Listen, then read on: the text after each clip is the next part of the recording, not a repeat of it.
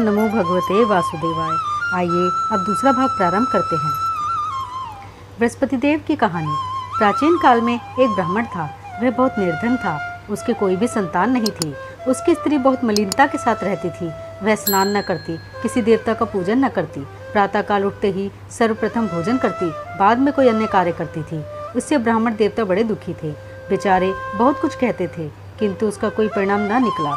भगवान की कृपा से ब्राह्मण की स्त्री के कन्या रूपी रत्न पैदा हुआ और वह कन्या अपने पिता के घर में बड़ी होने लगी। वह बालिका प्रातः स्नान करके विष्णु भगवान का जाप करने लगी। अपने पूजन को समाप्त कर स्कूल जाती तो अपनी मुट्ठी में जौ भर के ले जाती और पाठशाला के मार्ग में डालती जाती।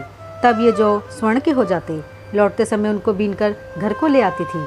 एक दिन वह बालिका सूप में उन सोने की जौ को फटक कर साफ कर रही थी कि उसके पिता ने देख लिया और कहा, हे बेटी, सोने की जौ को फटकने के लिए सोने का ही सूप होना चाहिए। दूसरे दिन गुरुवार था। इस कन्या ने व्रत रखा और बृहस्पति देव से प्रार्थना करके बोली, हे प्रभु, मैंने आपकी पूजा सच्चे मन से की हो तो मेरे लिए सोने का सूप दे दो। बृहस्पति देव ने उसकी प्रार्थना स्वीकार कर ली। रोजाना की तरह वह कन्या जौ फैलाती हुई जाने लगी। जब लौटकर जौ बीन रही थी तो बृहस्पति देव की कृपा से सोने का सूप मिला। उसे वह घर ले आई और उससे जौ साफ करने लगी, परंतु उसकी माँ का वही ढंग रहा। एक दिन की बात है कि वह कन्या सोने के सूप में जौ साफ कर रही थी। उस समय उस शहर का राजपुत्र वहां होकर निकला। इस कन्या के रूप और कार्य को देखकर मोहित हो गया तथा अपने घर आकर भोजन तथा जल का त्याग कर उदास लेट गया। राजा को जब इस बात का पता लगा तो अपने प्रधानमंत्रियों के साथ उसके पास गए और बोले, हे बेटा, तुम्हें किस बात का कष्ट है? किसी ने अपमान किया है अथवा कोई और कारण हो सो कहो, मैं वही कार्य करूँगा जिससे तुम्हें प्रसन्नता हो।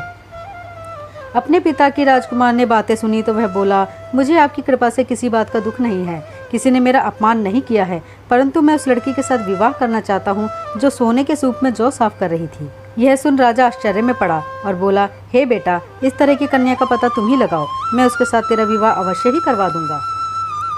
राजकुमार ने उस लड़की के घर का पता बतलाया। तब मंत्री इस लड़की के घर गए और ब्राह्मण देवता को सभी हाल बतलाया। ब्राह्मण देवता राजकुमार के साथ अपनी कन्या का विवाह करने के लिए तैयार हो गए तथा विधि विधान के अनुसार ब्राह्मण की कन्या का विवाह राजकुमार के साथ हो गया। कन्या के घर से जाते ही पहले की भांति उस ब्राह्मण देवता के घर में गरीबी का निवास हो गया। अब भोजन के लिए अन्न भी बड़ी मुश्किल से मिलता था। एक दिन दुखी होकर ब्राह्मण देवता अपनी पुत्री के पास गए। बेटी ने पिता की दुखी अवस्था को देखा और माँ का हाल पूछा। तब ब्राह्मण ने सभी हाल कहा। कन्या ने बहुत सा धन देकर अपने पिता को विदा कर दिया। इस तरह ब्राह्मण का कुछ समय सुखपूर्वक व्यतीत हुआ। कुछ दिन बाद फिर वही हाल हो गया। ब्राह्मण फिर अपनी कन्या के यहाँ गया और सभी हाल कहा तो लड़की बोली, पिताजी, आप माताजी को यहाँ लिवा लाओ, मैं उसे सारी विधि बता दूंगी जिससे गरीबी दूर हो जाए। वह ब्राह्मण देवता अपनी स्त्री को साथ लेकर पहुँचे तो पुत्री अपनी माँ को समझाने लगी, हे माँ, तुम प्रातःकाल उठकर प्रथम स्नानादि करके विष्णु भगवान का पूजन करो तो सब दरिद्रता दूर हो जाएगी। परंतु उसकी माँ ने एक भी बात नहीं मानी और प्रातःकाल उठकर अपने बच्चों की झूठन को खा लिया। एक दिन उसकी पुत्री को बहुत गुस्सा आया और एक रात कोठरी में सभी सामान निकाल दिया और अपनी माँ को उसमें बंद कर दिया। प्रातःकाल उसमें से निकाला तथा स्नानादि करा के पाठ करवाया तो उसकी माँ की बुद्धि ठीक हो गई और फिर प्रत्येक बृहस्पतिवार को व्रत रखने लगी। इस व्रत के प्रभाव से उसकी माँ भी बहुत ही धनवान तथा पुत्रवती हो गई और बृहस्पति जी के प्रभाव से स्वर्ग को प्राप्त हुई तथा वह ब्राह्मण भी सुखपूर्वक इस लोक के सुख भोग कर स्वर्ग को प्राप्त हुआ। इस तरह कहानी कहकर साधु देवता वहाँ से लोप हो गए। धीरे धीरे समय व्यतीत होने पर फिर वही बृहस्पतिवार का दिन आया। राजा जंगल से लकड़ी काटकर किसी शहर में बेचने गया और उसे और दिन से अधिक पैसा मिला। राजा ने चना गुड़ आदि लाकर गुरुवार का व्रत किया। उस दिन से उसके सभी क्लेश दूर हुए, परंतु जब अगला गुरुवार का दिन आया तो बृहस्पतिवार का व्रत करना भूल गया। इस कारण बृहस्पति भगवान नाराज हो गए। उस दिन उस नगर के राजा ने विशाल यज्ञ का आयोजन किया तथा शहर में यह घोषणा करा दी कि समस्त जनता मेरे यहाँ भोजन करने आए। इस आज्ञा को जो न मानेगा उसको फांसी की सजा दी जाएगी। इस तरह की घोषणा संपूर्ण नगर में करवा दी गई। राजा की आज्ञानुसार शहर के सभी लोग भोजन करने गए, लेकिन लकड़हारा कुछ देर से पहुंचा। इसलिए राजा उसको अपने साथ घर लिवा ले गए और ले जाकर भोजन करा रहे थे तो रानी की दृष्टि खूंटी पर पड़ी जिस पर उसका हार लटका हुआ था। वहाँ वह नहीं दिखाई दिया। रानी ने निश्चय किया कि मेरा हार इस मनुष्य ने चुरा लिया है। उसी समय सैनिक बुलवाकर उसको जेल खाने में डलवा दिया। तब राजा जेल खाने में पड़ गया और बहुत दुखी होकर विचार करने लगा कि ना जाने कौन से पूर्वजन्म के कर्म से मेरे लिए दुख प्राप्त हुआ है, और उसी साधु को याद करने लगे जो कि जंगल में मिला था। उसी समय तत्काल बृहस्पति देव साधु के रूप में प्रकट हो गए और उसकी दशा को देखकर कहने लगे, अरे मूर्ख, तूने बृहस्पति देवता की कथा नहीं करी, इस कारण तुझे दुख प्राप्त हुआ है। अब चिंता मत कर, बृहस्पतिवार के दिन जेल खाने के दरवाजे पर 4 पैसे पड़े मिलेंगे, उनसे तू बृहस्पतिवार की पूजा करना, तेरे सभी कष्ट दूर हो जाएंगे। बृहस्पतिवार के दिन उसे 4 पैसे मिले। राजा ने कथा कही। उसी रात्रि को बृहस्पति देव ने उस राजा के स्वप्न में कहा, हे राजा, तुमने जिस आदमी को जेल खाने में बंद कर दिया है वह निर्दोष है, वह राजा है, उसे छोड़ देना। रानी का हार उसी खूंटी पर लटका हुआ है, अगर तू ऐसा नहीं करेगा तो मैं तेरे सारे राज्य को नष्ट कर दूंगा। इस तरह के रात्रि स्वप्न को देख राजा प्रातःकाल उठा और खूंटी पर हार देखकर लकड़हारे को बुलाकर क्षमा मांगी तथा उस राजा को योग्य सुंदर वस्त्र आभूषण देकर विदा किया तथा गुरुदेव की आज्ञानुसार राजा अपने राज्य को चल दिया। राजा जब नगर के निकट पहुंचा तो उसे बड़ा ही आश्चर्य हुआ। नगर में पहले से अधिक बाग, तालाब और कुएं तथा बहुत से धर्मशाला, मंदिर आदि बन गए थे। राजा ने पूछा, ये किसका बाग और धर्मशाला है? तब नगर के सब लोग कहने लगे, ये सब रानी और दासी के हैं। तो राजा को आश्चर्य हुआ और गुस्सा भी आया।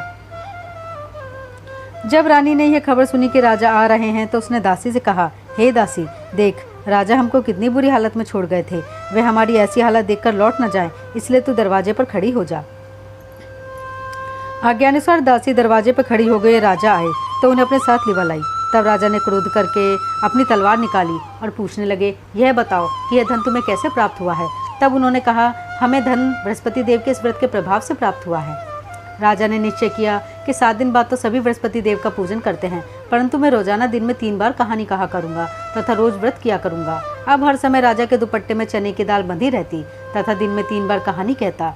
एक दिन राजा ने विचार किया कि चलो अपनी बहन के यहाँ हो आए। इस तरह निश्चय कर राजा घोड़े पर सवार हो अपनी बहन के यहाँ चलने लगा। मार्ग में उसने देखा कि कुछ आदमी एक मुर्दे को लिए जा रहे हैं।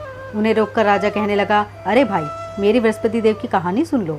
वे बोले, लो, हमारा तो आदमी मर गया है, इसे अपनी कथा की पड़ी है। परंतु कुछ आदमी बोले, अच्छा कहो, हम तुम्हारी कथा भी सुनेंगे। राजा ने दाल निकाली और जब कथा आदि हुई कि मुर्दा हिलने लगा और जब कथा समाप्त हो गई तो राम राम करके वह मनुष्य खड़ा हो गया। राजा आगे बढ़ा। आगे मार्ग में उसे एक किसान खेत में हल चलाता मिला। राजा ने उसे देखा और उससे बोला, अरे भैया, तुम मेरे बृहस्पतिवार की कथा सुन लो। किसान बोला, जब तक मैं तेरी कथा सुनूंगा तब तक 4 हरैया जोत लूंगा, जा अपनी कथा किसी और को सुनाना। इस तरह राजा आगे चलने लगा। राजा के हटते ही बैल पछाड़ खाकर गिर गया तथा किसान के पेट में बहुत जोर से दर्द होने लगा। उस समय उसकी माँ रोटी लेकर आई।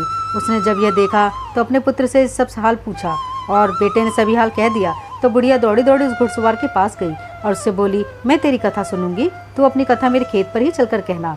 राजा ने बुढ़िया के खेत पर जाकर कथा कही, जिसके सुनते ही बैल खड़े हो गए तथा किसान के पेट का दर्द बंद हो गया। राजा अपनी बहन के घर पहुंचा तो बहन ने भाई की खूब मेहमानी की। दूसरे दिन सवेरे जागा तो देखा कि सब लोग भोजन कर रहे हैं। राजा ने अपनी बहन से कहा, ऐसा कोई मनुष्य है जिसने भोजन नहीं किया हो? मेरी बृहस्पतिवार की कथा सुन ले। बहन बोली, हे भैया, यह देश ऐसा ही है, पहले यहाँ लोग भोजन करते हैं, बाद में अन्य काम करते हैं। अगर कोई पड़ोस में हो तो देखाऊं। वह ऐसा कह देखने चली गई, परंतु उसे कोई भी ऐसा व्यक्ति नहीं मिला जिसने भोजन न किया हो। अतः वह कुम्हार के घर गई जिसका लड़का बीमार था। उसे मालूम हुआ कि उनके यहाँ 3 दिन से किसी ने भोजन नहीं किया है। रानी ने अपनी भाई की कथा सुनने के लिए कुम्हार से कहा। वह तैयार हो गया। राजा ने बृहस्पतिवार की कथा कही, जिसको सुनकर उसका लड़का ठीक हो गया। अब तो राजा की प्रशंसा होने लगी।